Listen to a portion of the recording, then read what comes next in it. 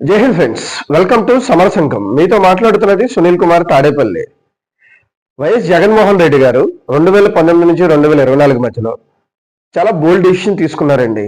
కొన్ని అయితే అసలు ఇంతవరకు దేశ చరిత్రలో అలాంటి డెసిషన్స్ ఎవరు తీసుకోలేదు. అలాంటి నిర్ణయాలు తీసుకుని, విప్లవాత్మకమైనటువంటి ఒక నిర్ణయాలు తీసుకుని మంచి చేసి మరీ ఆయన ఓడిపోయారు. ఎందుకు ఓడిపోయారు అన్న విషయాల్ని ఒక 4 ముఖ్యమైన పాయింట్లు తీసుకుని చెప్పబోతున్నాను నేను.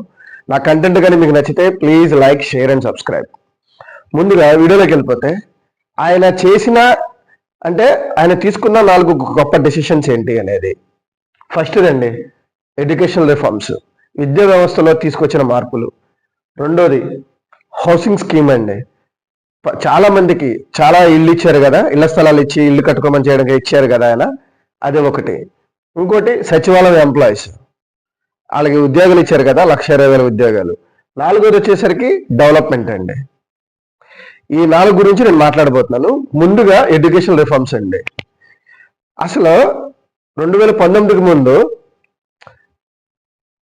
అసలు గవర్నమెంట్ స్కూల్స్ అనేది ఎలా ఉండేవి అంటే, ప్రాపర్గా టాయిలెట్స్ ఉండేవి కాదు, బోధించే ఉపాధ్యాయులు సరిగ్గా ఉండేవాళ్ళు కాదు, వాళ్ళకి పుస్తకాలు కానీ స్కూల్ బ్యాగులు కానీ యూనిఫామ్లు కానీ ఇవన్నీ ఉండేవి కాదు, వాళ్ళకి ప్రాపర్గా ఉండేవి కాదు ఇవన్నీ.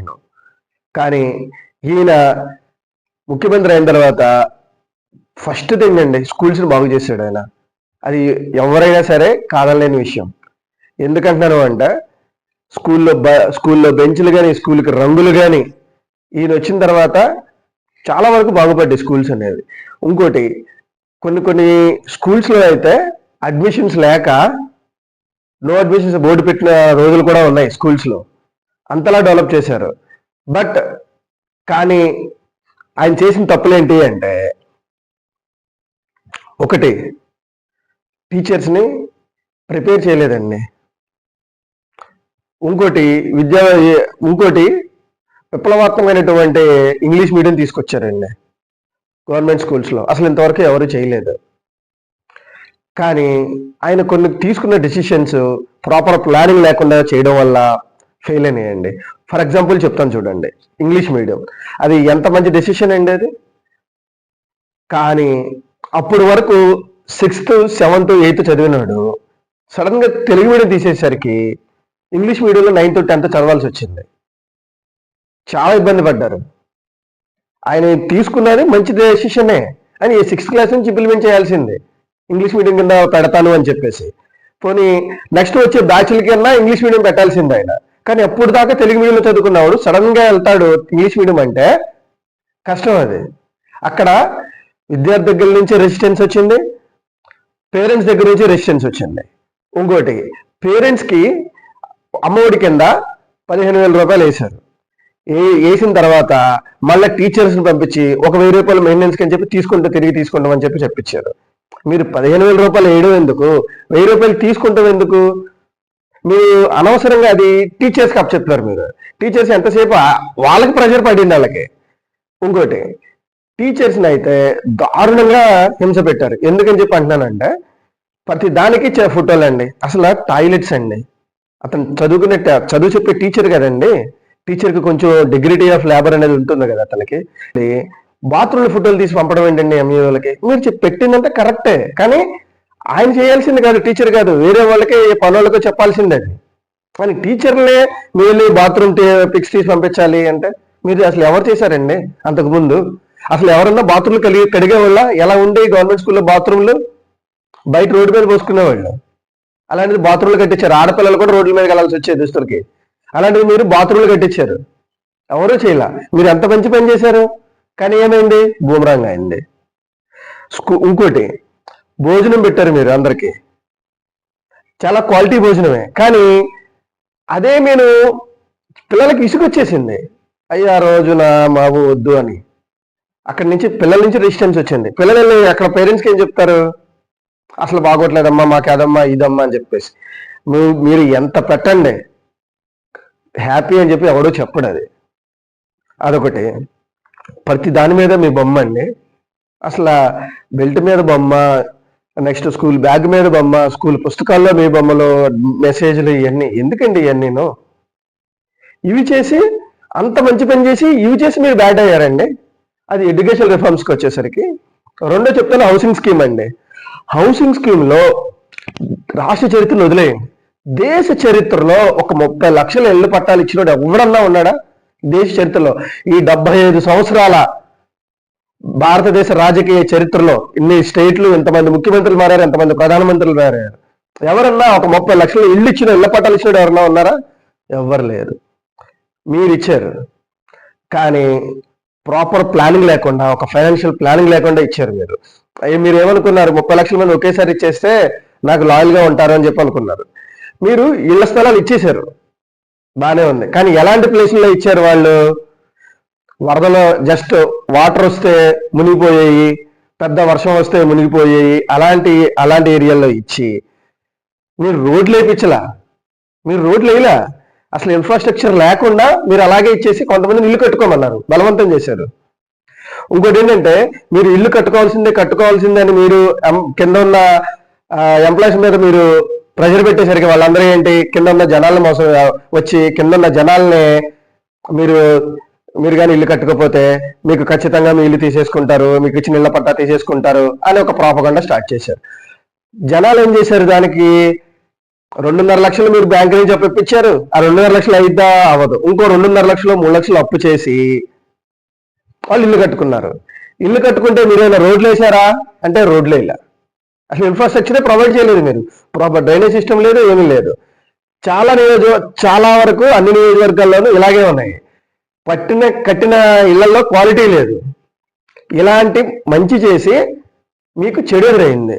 ఎవరైనా సింపుల్ అండి, మీరు ఇల్లు కట్టించేశారు, నేను ఇల్లు కట్టుకున్నాను, ఒక 4 నెలల పాటు దానికి అసలు వర్షాకాలం వస్తుంది కదా, నీ ఇంటి ముందు నీళ్లుంటే ఆ నీళ్ళు నడిచి వెళ్ళాలి అంటే బురదలో నేను వాళ్ళు తిట్టుకుంటే నేను ఖచ్చితంగా అదే జరిగింది. మీరు ఇవన్నీ ప్రాపర్ ప్లానింగ్ లేకుండా, ఫైనాన్షియల్ ప్లానింగ్ లేకుండా ఇచ్చేశారు మీరు.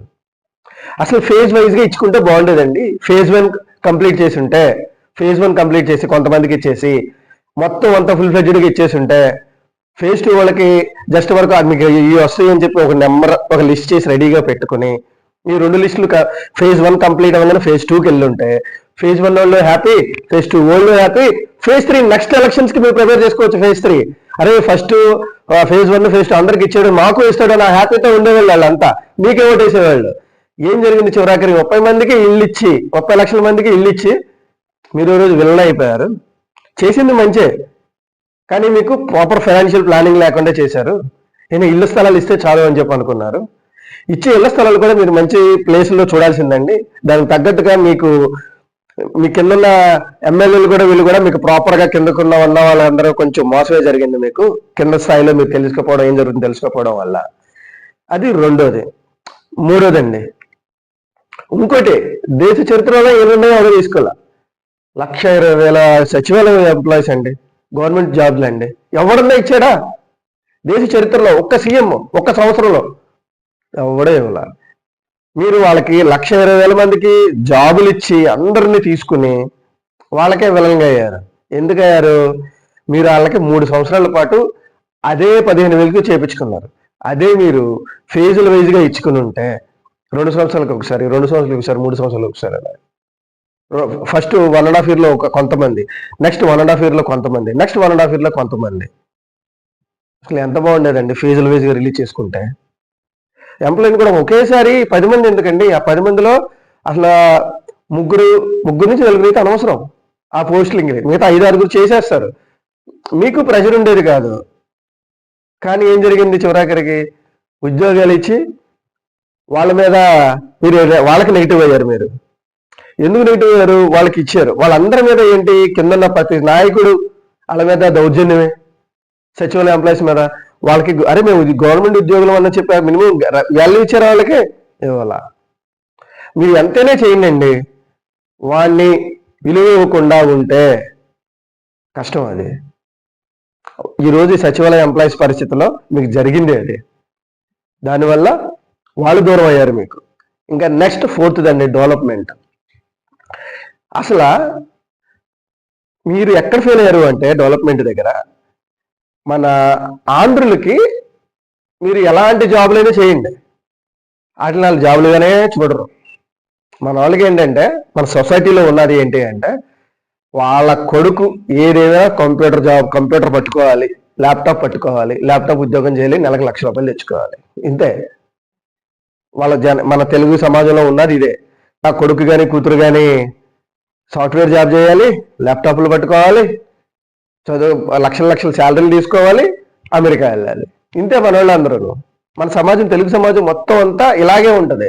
మీరు దీన్ని క్యాచ్ చేయలేకపోయారు. మీరు పోర్ట్స్ అన్నారు, 4 పోర్ట్స్. అది డెవలప్మెంట్ కాదా అండి? అది అభివృద్ధే కదా 4 పోర్ట్స్ అంటే. It's not a small thing అండి. నేను మచిలీపట్నం పోర్టుకి వెళ్ళి చూసి వస్తుంటే అక్కడ కనిపించిందండి అసలు ఒక పోర్టు ఒక సిటీకి వెళ్ళడం రావడం వల్ల ఎంత అభివృద్ధి జరిగింది అనేది. మీరు ఆ 4 పోర్టులని డెవలప్మెంట్ జరిగితే మీరు ఆ 4 పోర్టుల వల్ల ఎలాంటి అభివృద్ధి జరిగిద్ది అన్న విషయాన్ని ప్రజల్లోకి తీసుకెళ్లడంలో ఫెయిల్ అయ్యారు. ఇంకోటి, పోర్ట్స్ అంటే 4 పోర్టులు అండి. ఎంతమందికి ఉపాధి కలిగిద్ది? మహా అయితే ఒక పోర్టుకి మీకు వచ్చి ఒక 1000 మంది ఎంప్లాయీస్ వస్తారేమో. అదే పోర్ట్ అథారిటీ ఆఫ్ ఇండియా ఉన్న దాంట్లో ఒక 1000 మందికి 4,000 మందికి ఉపాధి కలిగిద్ది. డైరెక్ట్ గా కానీ ఇండైరెక్ట్ గా కానీ మీకు ఇంకో 10,000 మంది వేసుకోవచ్చు. కానీ వాళ్ళందరూ ఎంత ఎవరు చిన్న తరహా చిన్న వాళ్ళు.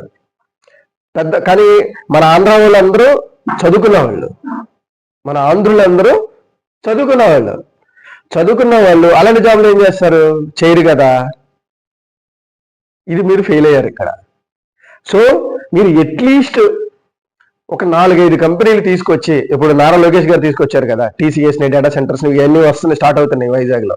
10,000 ఎంప్లాయీస్, 40,000 ఎంప్లాయీస్, 30,000 ఎంప్లాయీస్ అని చెప్పంటున్నారు. అలాంటి ఒక 4 కానీ తెచ్చుకుని ఉంటే 2024లో మీరే చీఫ్ మినిస్టర్ అయ్యేవాళ్ళు. ఇవన్నీను మీకు జరగడానికి గల కారణం ఏంటి అంటే మీరు ఎంతసేపు సంక్షేమం మీద ఫోకస్ చేసి వాళ్ళకి ఇచ్చేయాలి, వాళ్ళ మోసం చేయకూడదు, నేను మాట ఇచ్చానని చెప్పి దాని మీదే చేసి వచ్చిన ప్రతి అమౌంట్ని ప్రాపర్ ఇన్ఫ్రాస్ట్రక్చర్ క్రియేట్ చేయకుండా మీరు ప్రజలకే ఇచ్చారు. ఈరోజు వాళ్ళే ఓట్లు వేయలేదు మీకు. ఎందుకు ఓట్లు వేయలేదు? ఇప్పుడు నా కొడుకు చదువుకున్నాడు, ఇప్పుడు మీరు డబ్బులు ఇస్తున్నారండి. మీరు డబ్బులు ఇవ్వడం వల్ల ఫ్యామిలీ బాగానే ఉంది. కాకపోతే ఏంటి, వాళ్ళ కొడుకు ఉద్యోగం లేదు. ఏం జరిగింది? కొడుకు కూతురుకు ఉద్యోగం లేనప్పుడు కళ్ళెదురుగా ఉన్నాడు కదా, మరి ఫీల్ అవుతున్నారు కదా వాళ్ళు, అరే ఉద్యోగాలు వేయరా అంటే కంపెనీలు లేవు. ఇంకోటి, ఇంత జరిగింది కాబట్టే మీరు 2024లో ఓడిపోయారు. మీరు మంచిగా చేశారు, కానీ మీరు చేసిన మంచిని చెప్పుకోవడంలో ఫెయిల్ అయ్యారు. ఇంకోటి ఏంటి, మీకు టీడీపీ వాళ్ళు ఎవరైనా కౌంటర్ ఇచ్చారనుకోండి, ఆ కౌంటర్కి మీరు మీ దగ్గర అంటే నేనేమన్నాను అంటే మీ దగ్గర అసలు అంటే ప్రాపర్ ఛానల్ లేదా ఏంటో ఏమో అర్థం కాలేదు కానీ నాకు వాళ్ళకి సమాధానం చెప్పడానికి. వాళ్ళు క్వశ్చన్ ఇస్తే మీరు వచ్చి బూతులు తిట్టడం ఏంటండి? వీళ్ళందరూ వచ్చి క్వశ్చన్కి సమాధానం చెప్పాలి. అరే నేను ఇది చేశాను, అసలు మేము సచివాలయ ఎంప్లాయీస్కి ఎంతమంది ఇచ్చాం, మేము ఇంతవరకు ఎవడన్నా చేశాడా, వాళ్ళకి ఏమైనా ప్రాబ్లమ్స్ ఉంటే అవన్నీ మీరు సాల్వ్ చేయాలి. కానీ అది మీరు చేయలేదు. వాళ్ళకున్న ప్రాబ్లమ్స్ని ఉద్యోగాలు ఇచ్చారు, కానీ వాళ్ళకున్న ప్రాబ్లమ్స్ సాల్వ్ చేశారా? సాల్వ్ చేయలేదు. సాల్వ్ చేయడం వల్లే ఈ రోజు ఇలా జరిగింది. అందాక ఎందుకు హౌసింగ్ ఇచ్చారు, మీరు గ్రౌండ్ రియాలిటీకి వచ్చి అసలు ఏం జరుగుతుందో తెలుసుకుంటారని చూడలేదు, అక్కడ మిస్ అయ్యారు. అందుకని 30 లక్షల ఇళ్ళు ఇచ్చి మరి వాళ్ళకి మీరు శత్రువులు అయ్యారు. ఇంకోటి ఎడ్యుకేషన్ రిఫార్మ్స్ అసలు ఎవడు చేయలే, స్కూల్స్ బాగా చేసినాడు. ఇంకోటి, అసలు వైఎస్ఆర్సీపీ రంగులేశారని చెప్పి అన్నారండి, కానీ నాకైతే మీ పార్టీ రంగులేసినప్పుడు స్కూల్స్ బాగున్నాయండి. తర్వాత ఒక మార్చమని అని చెప్పేసి ఇంకో రంగు వేశారు, ఒకటి బ్రౌన్ కలర్ రంగు, చాలా వర్స్ట్ కొన్ని స్కూల్స్. మీ రంగులే బెటర్ అనిపించింది, పంచాయతీ ఆఫీసులు కానీ వీటికి కానీ. అంటే మీ అయినా 3 రంగులు కదండి, తెలుపు, గ్రీన్, బ్లూ, ఈ 3 కలర్లు కదా, బాగానే ఉన్నాయి. కాకపోతే ఏంటి అంటే మీరు ఏదైనా సరే చెప్పుకోవడంలో ఫెయిల్ అయిపోయారండి. మీ దగ్గర ఉన్న అట్లాంటి క్యాండిడేట్లు లేరు అనుకుంటా. బహుశా మీరు అలాంటి టీంని ఒకటి సరి చేసుకోవాలండి. బహుశా మీరు అట్లాంటి ఒక టీంని సెట్ చేసుకోవాలి. ఇందుకే మీరు ఫెయిల్ అయ్యారు ఇంత మంచి చేసుకోవడాను. ఇది నేను చెప్పొచ్చేది. నా కంటెంట్ కానీ మీకు నచ్చితే please like, share and subscribe. Thank you.